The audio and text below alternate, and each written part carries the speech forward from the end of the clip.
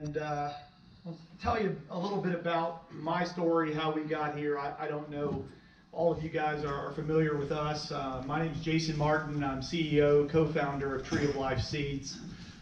We started our company back in 2015. We were one of the first growers ever in the country to actually grow industrial hemp. So we've been doing this every year since it's been legal in the U.S. Last year we grew in over 32 states. We started this company, Tree of Life Seeds, hence seeds. We started it as a genetic play. We started it from the development of actual industrial hemp seeds. So that's what we've done, and that's where we've been. We're headquartered here. We're in North Little Rock, Arkansas. Our office is about 5 minutes from here down Broadway. And we're fully vertically integrated. So we do everything from genetics, genetic development, seeds, to farming, from farming to processing, from processing we have our own brand of products, plus we distribute bulk goods to other companies all over the country. And we've been doing this since the very beginning. So it's a little bit about us. We are an Arkansas-based company, have been from the very beginning. However, when we started this, because it wasn't legal to do here, we had to farm 1,000 miles from here. And it's you guys have a huge advantage to be able to farm in your own backyard or farm your own land, farm in your area than we had at that point in time. My partner Brian over here, he was, Brian, wave your hand so they know who you are. Brian was, he would you kill 2 trucks the first year driving back and forth to Colorado. This guy, I'm telling you what, I mean, I think he would get in his truck in Colorado, head back towards Arkansas, and I think he slept the whole way. Just because he'd get here, kiss his wife, change clothes, get back in his truck, head back to Colorado, and that's the way this started. But we've put together a big team of professionals across the entire country that does this. We've got a lot of our team members here. We've got a booth in the other room, but Greg here is our lead grower. Greg is from Colorado, and most of our staff there is from Colorado, and they keep us going and keep us green. Our geneticist, we have a geneticist. He's not here today. It's Dr. Hancock. He does all of our genetic development, works with us, works with our breeders on creating new strains and new cannabinoid profiles and terpene profiles. One of the, you know, Brian's dad's 95 years old, still gets in a combine, gets on a tractor routinely. He's a farmer. And talking to Brian's dad, one of the funny things that he always says is, you know, if he wins the lotto, what's he going to do with it? As a farmer, he's going to pay off all of his bills, and he's going to farm another year. So that's the life of farming, and you guys understand that. So I'm not up here. One of the things you're not going to get from me that I'll never, I'm brutally honest. I'm brutally honest about this business. I'm brutally honest about what the possibilities are, what you can and can't do. And what you're going to hear from a lot of people, this conference, the next conference you attend, the conference after that, you're going to have a lot of people that everything's going to be flowers, rainbows, and unicorns. This is the best thing in the world. You're all going to get rich. And they're using you to pay the money that they lost. They're the experts in the industry. That's what this industry has been built on. It's a lot of people that came from the marijuana industry that failed at that are now here, and they made losses over there, yet you guys as new people will support their losses that they've had there. And next year they're on to the next thing and the next thing and the next thing. And that's one big thing you'll find in this industry, is you'll find very few people that have been in this business for longer than a year at the company that they're with. They got a new business card with a new logo and a new name, and they've been in it from the very beginning, but they're on business number 15. It's because they file bankruptcy or they close their doors, turn off their internet, turn off their email, and you can't reach them anymore. And that's the reality of this business. So first and foremost, I'll tell you, deal with people that are reputable companies, deal with people that have been around, deal with people that are going to be here and going to be around. because there's more people in this industry right now that are selling things to farmers or selling things to anybody else that's in the industry that makes up some business in the industry that are just here for themselves and not for you. So that's the best advice I can give you. But how many people in this room grew hemp in 2019? Okay. It's about probably a fourth of the room, maybe. How'd you guys do? Everybody make money? Uh-huh. Nope. One guy shaking his head, the honest guy in the room. All right, so that's the reality of this. A lot of people, and I've seen this, it's funny because we sell seeds, we sell genetics. So we sell seeds, clones, starts, things that you need to go out and plant the plant. And people always want to know, well, who's your customers? And it's the same thing every year. My customers are 70% new people, because that's this industry, and there's 70% new people every year. I can tell you this, we've been doing this, Brian and I have been in the industry, the cannabis industry, since 2011. I've done conferences all over the country, all over the world. I've amassed boxes and boxes and boxes of business cards of people that are in industry, and they're at a conference and they're high and mighty and they're everything and on top of the world. And today, I've got boxes and boxes of business cards that no phone numbers, no emails, no addresses work.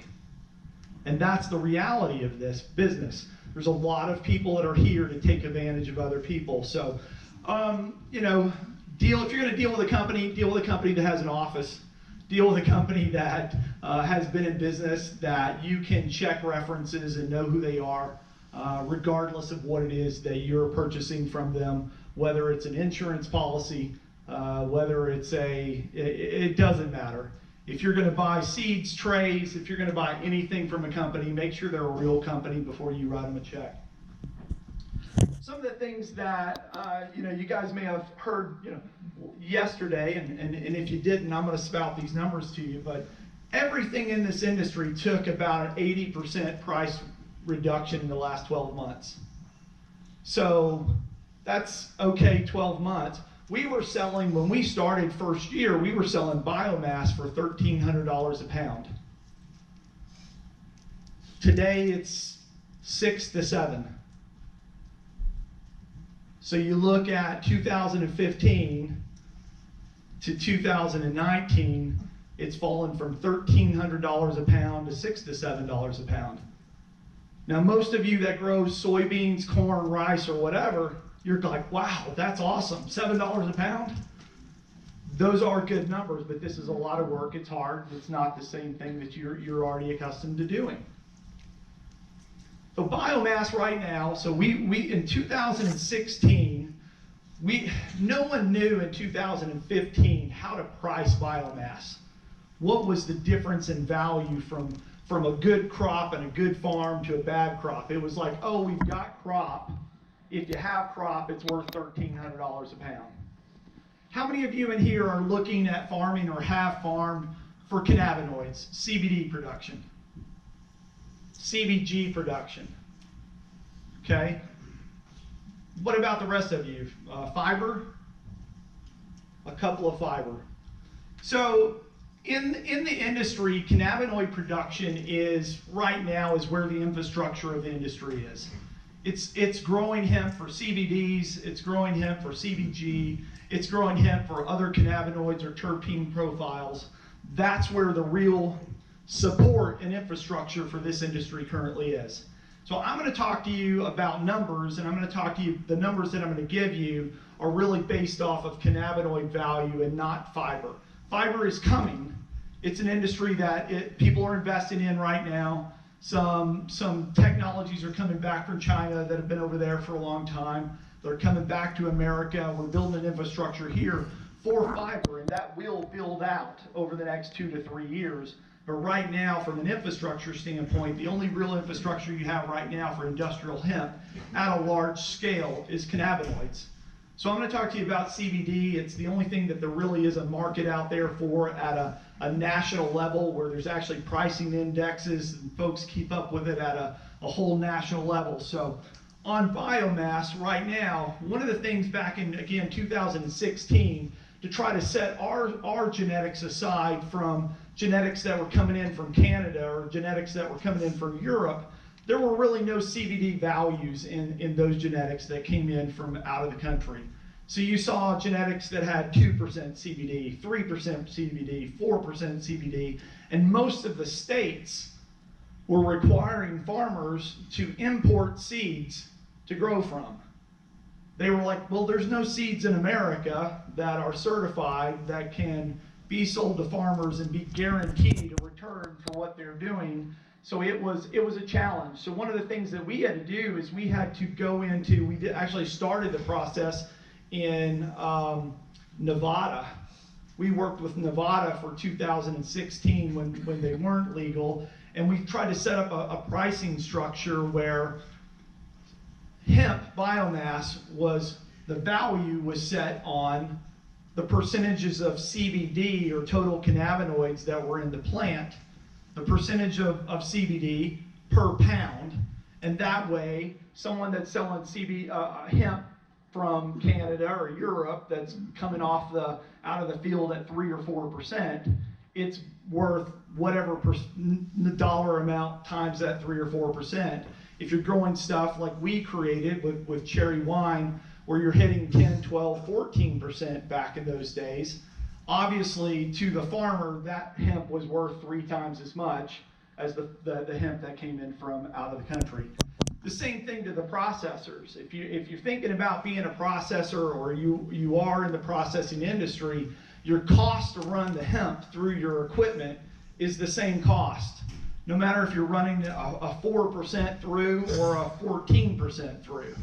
So when you look at how do I make money, in that you want the better quality material, because your cost is going to be the same. If you're farming this, it's the same thing. The price of the seeds may be cheaper, but your cost of labor, your cost of nutrients, your cost of harvest, your cost of planting, your cost of all of those things are exactly the same. So don't get suckered into buying something that can't produce the maximum amount that you can have.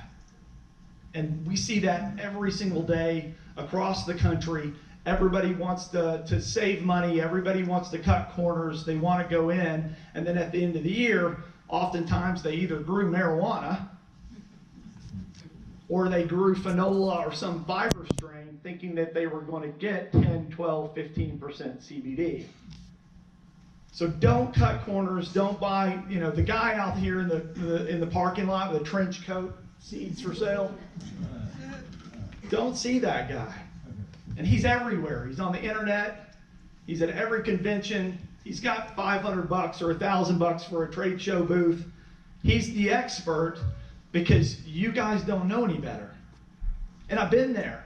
Brian and I have spent millions of dollars learning lessons the hard way. You guys don't have to.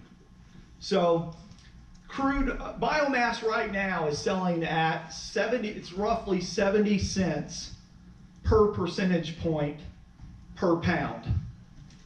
So if you're growing a biomass that's got 10% CBD, you're basically selling that if it's going for extraction, it's going for oil production, that's selling for around $7 a pound. We use conservative numbers when we factor in how many pounds are you going to grow per acre. It's the question that always gets asked. How much money am I going to make? How many pounds am I going to get? What's that going to sell out for? We use conservative numbers. You should get 1,000 pounds per acre. That's kind of minimum. Some things go wrong, some things go right. We're going to hit 1,000 pounds per acre. You've been doing this a while, you pay really good attention, you're really good at what you do, you could see 2,000 pounds per acre. You could see 2,500 pounds per acre. We've seen all of those numbers. We've seen everything in between. But if you can't make money at 1,000 pounds per acre, don't do this. Don't do this unless it's a hobby. Don't do it unless it's just something that you've got extra money to burn. Use conservative numbers when you're going into this industry to make sure that you're going to get back the money that you've invested into doing this. You can make, you make more than rice and corn, soybeans. You make more money than all of that. Greg, how long have you been doing this? How long I've been doing this? Yeah. 7 years. Greg's been doing this since the very beginning. Greg's worked on a lot of large farms. I guess he did last year a little over 200 acres. The year before that, Greg and his 2 assistants did over 400 acres. This is, this is hard work, and you can make good money doing it, without a doubt. You can make more than you can make in any other traditional crop, but it's hard work, and there's, I'm here to try to help you not to lose your butt. Crude oil right now is selling for $550 a kilogram. So when you take the biomass and you take it to an extractor and they extract it, the first thing that comes out, and I'm talking in generalities, there is 100 different ways to do it, but I'm talking in general right now. Crude oil is the first thing that comes out of the plant. That's selling for $550 a kilogram. Shoot, 2-3 years ago, we could get $10,000 a kilogram. And now it's $550. Everybody's jumping. We've seen this year, everybody in 220 is going to plant for CBG.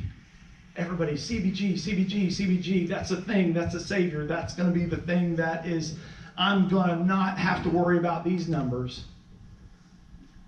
There's more people in this room that's going to plant CBG than CBD. And we're going to see the same thing with new farmers all over the country. CBG is going to be the same numbers that CBD is next year. The CBD is going to stabilize. My projections, that's kind of what we've seen throughout this industry. Full spectrum oil right now, full spectrum has the legal limit of THC in it, 0.3%. Full spectrum oil is selling for $1,725 a kilogram. Broad spectrum, also known as T-free, has no THC in it. It's roughly selling for around $3,200 a kilogram. A year ago, T-free oil sold for $13,500 a kilogram. Isolate right now. Isolate's where you take the molecule, one single molecule, and you isolate it. And so CBD isolate, CBG isolate, the isolates. CBD is the most common. CBG is worth more currently on the market because there's less CBG out there. But CBD isolate right now is selling for $1,925 a kilogram. That, back in 2015, everything was isolate. 2016, everything was isolate. Nobody knew any better. Isolate was what we thought from a medical standpoint. That's what the medical industry told us. That's what they needed. CBD was the solution for everybody's ailments. And then what we found out 2016, 2017 was the broad spectrum oils, the full spectrum oils, treated more ailments to more people, so it added more value to people's lives. So the CBD isolate, the single molecule, was less valuable. So if you're thinking about being in this industry, you're really going to fall into, there's tons of ancillary things that you can fall in, but realistically there's 3 things that you're going to do in this business. One is you're either going to farm it and grow it. 2 is you're going to process it.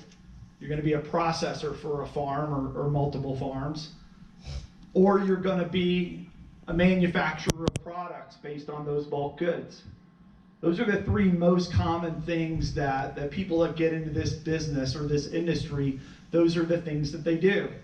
We're vertically integrated. We do them all. We've done them all since 2016. We have everything from genetics to farms, from farms to processing, from processing to distribution on bulk goods and finished goods. When we started in this industry, unlike today, the industry has grown, it's matured. When we got into this industry, basically 7 weeks was a year. Every 7 weeks was a new year. That's how fast this industry was growing. It's slowed down. It's still on rapid pace. It's still the fastest, and the cannabis industry is the fastest growing industry ever in the history of America. It's outpaced the dot-com boom. It's outpaced every other industry growth at a growth rate. And I'm sure that's why we've got 200 people in this room this morning. So there is money to be made in it, but there's also a lot of money to be lost in it. So just keep those things in mind.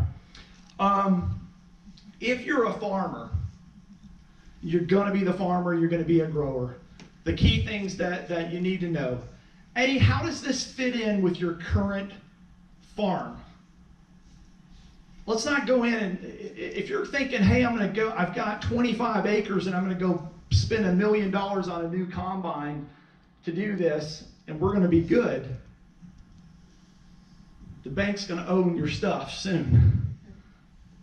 So you have to be smart when you're going into this. If you're going to get into this, how can this fit into your current farm? Without retrofitting your entire farm, without going out buying new equipment, how can you make this work with the land that you currently have, with the labor that you currently have, and the equipment that you currently have? There's some minor modifications that you can make depending on the scale of your farm, whether you're going to do 1 acre, 10 acres, 100 acres, 1,000 acres. There's definitely modifications that you can do, and based on that scale, what you can afford or can't afford to do at the end of the year. But how does this fit in with what you're currently doing? That's a question you need to ask yourself. This isn't easy. This is not an easy crop to grow. This is not an easy crop to harvest. It takes a lot of time, a lot of labor, a lot of money. Once you've done it once, you've got an idea. Once you've repeated that, I think JJ, you could certainly attest to that. Yes. Once you've repeated that, you've done it a second year, you're kind of getting there. Guys, everywhere you go, there's a ton of 1-year experts. It kills me. Everywhere I go across the country, somebody's done this for 1 year and they know everything. Guys, we've been doing this for 5 years and I don't know everything.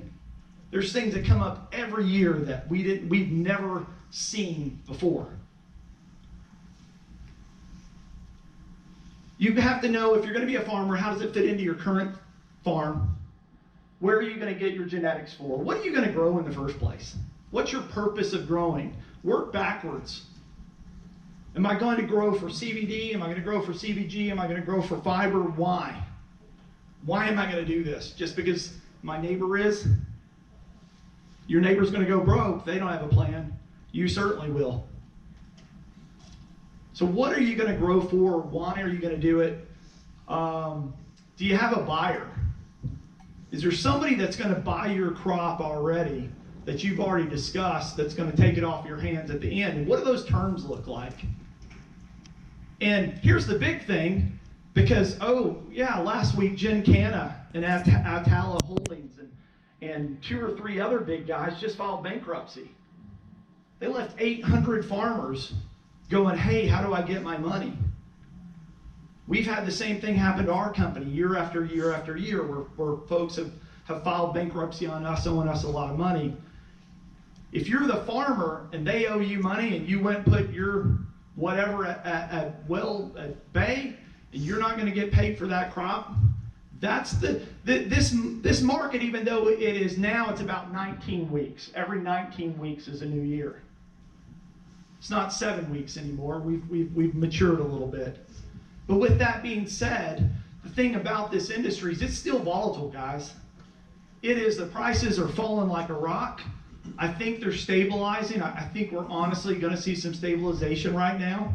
But there's still a lot of biomass that was grown in 2019 that are sitting in warehouses all over that haven't been processed yet. that's going to affect the 2020 prices. Where are you going to get your genetics? Are they a reputable company? There's some reputable companies here, without a doubt. Where are you going to get your genetics? Not only where are you going to get them, but where are they going to be when you've got questions? What are they going to do to help you be successful? We've looked at this from a very beginning of, if I sell you seeds, and if you're not successful, I'm not successful. I have to win more than I lose every year to stay in business. We're a privately owned company. We've done this out of cash flow from the very beginning. And it's been, hey, I have to keep customers and I have to keep people happy and they have to make money or we don't continue to exist in this business. So the company that you're going to buy your genetics from, where are they when you have a problem? Where are they when you have a question?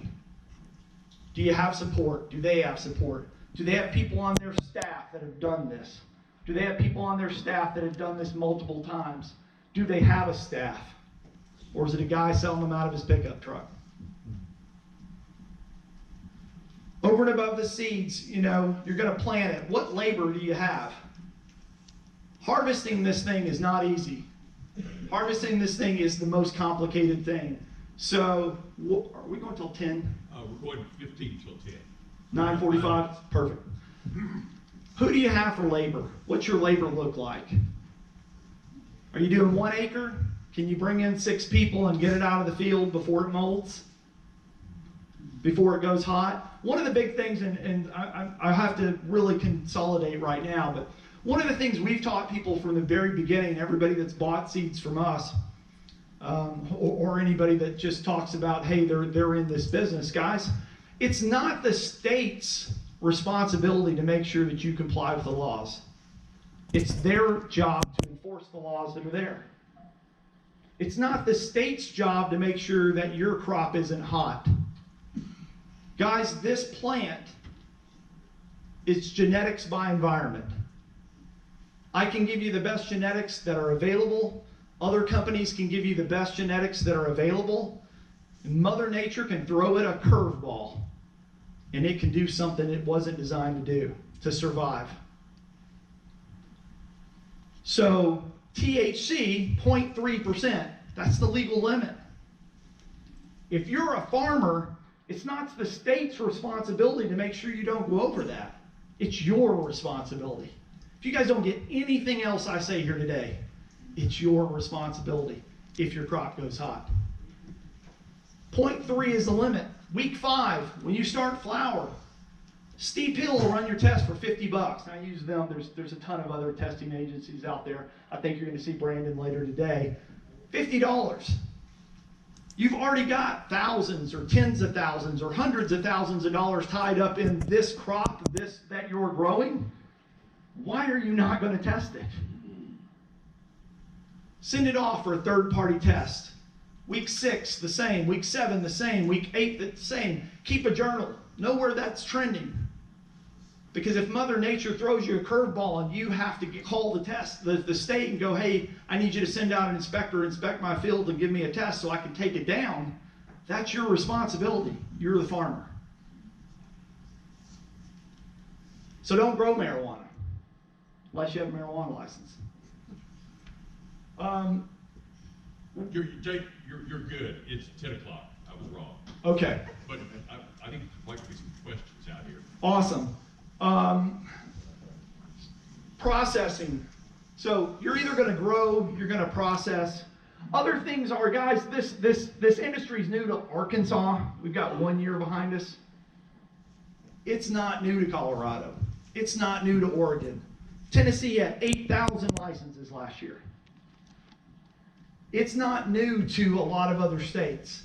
It's new here, and some of the things that are the most exciting things, Brian and I started this company from Arkansas, and we drove around the country, and there is no better place in the country, period, bar none, farmers that understand farming and understand what it takes to be successful in the business. When we rolled up into Colorado the first year and we were going to grow hemp in Colorado, we'd go to the agriculture store, the farm store to buy stuff that we needed to do this here. They had no idea what we were talking about. Brian, would you say we need some polypropylene pipe? What was it? See, I don't even know. Brian's a farmer. They're like, what? We don't, you know, you're gonna have to drive 600 miles over there to go get that. It's like, okay, this is what we need to be successful to do this at that particular farm. We've been all over the country, and the things that I can tell you that I know about Arkansans is the ingenuity that's here, the attitude that we have. Hey, we'll modify this. We'll go get a welding torch right now. We'll modify this piece of equipment to make it work for what it is that we need to do. Guys, that doesn't exist in a lot of other states. Farmers look at us and go, well, how are we going to do that? We call up some boys from Arkansas and send them up there and go, here's what they got. Let's fix this and make it work. And we've done that all over the country. So there's no doubt in my mind that farmers here can be super successful. Arkansas can be one of the largest hemp producers in the country. We can be the most successful, one of the most successful states in the country doing this. But don't believe it's all rainbows and unicorns. It's not. If that's what you think, this is, if anybody says, hey, for $9.99, but wait, you buy now, you're gonna double your order. You're going to hear a lot of that. You need to have that programmed in your mind if you're going to be in this business. And you need to have that radar of the person that's sitting across from me that's telling me whatever. Are they telling this for my interest or for theirs? Most of the time, a lot of the time, they're telling you that for their interest. So have a good bullshit detector. Your bullshit detector on.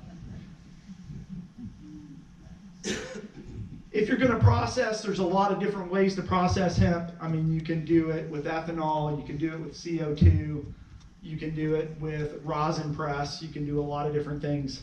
A lot of things that I've seen that people thought they were getting a good deal. I'm buying a piece of equipment for $50,000. That was a $300,000 piece of equipment a couple of years ago. And that business got a new piece of equipment, and so I bought the old one. And there's garages and basements full of equipment all over Colorado that can be bought. Guys, those aren't efficient. You are going to not be efficient if you go out and buy those pieces of equipment most of the time, or you're buying somebody else's problem. We've seen basement after basement, garage after garage explode all over Colorado, all over Oregon, all over California, with people that are doing this with old technologies, things that are basically a bomb. So don't go out and buy something that some guy's got on Craigslist, or you've got somebody that knows that you're getting into this business and they're going to hook you up. I know a guy. Bullshit detector. The third thing that most people are going to do is then manufacture products, guys. When we started this back in 2015, there was about 20 companies out there with products, with CBD products. Now there's over 3,000, literally over 3,000 companies out there with CBD products. And most of them, they're one-year experts. They didn't farm it. They didn't extract it. They didn't manufacture the product. They stuck a label on it. And they're selling it. And so from a customer standpoint, there's so much noise out there in the industry. What's a good product? What's a safe product? What can it do? What can it not do? And a lot of people are just turned off by it in general.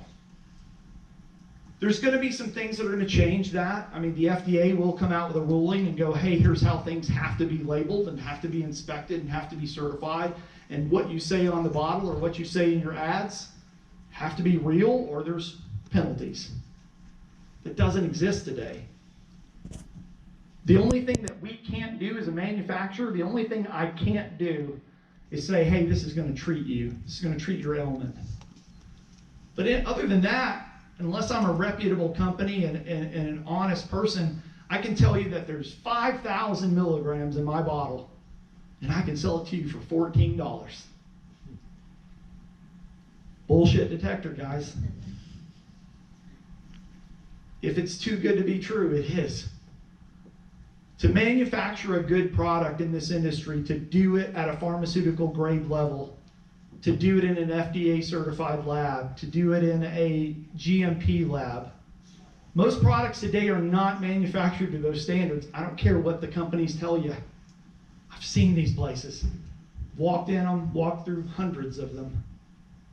Most of the stuff that's out there right now, and I'm not saying it's not good, but most of it I would never put into my body, much less let my child, parent, or grandparent, or somebody else, another loved one that I know.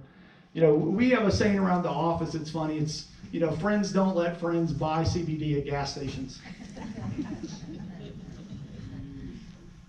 You guys all know you're guilty of it.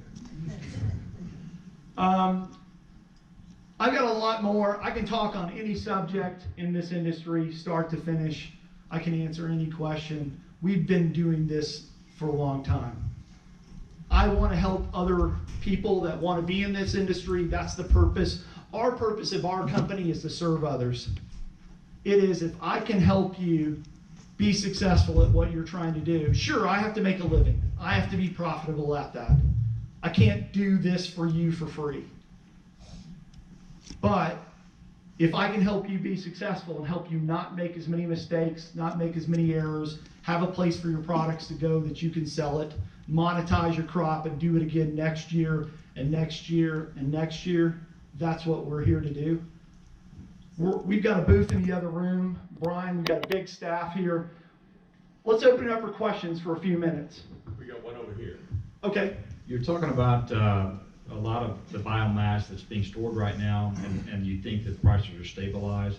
Just your opinion, looking at 2020, with how much is going to be planted versus what's going to be waiting to be processed.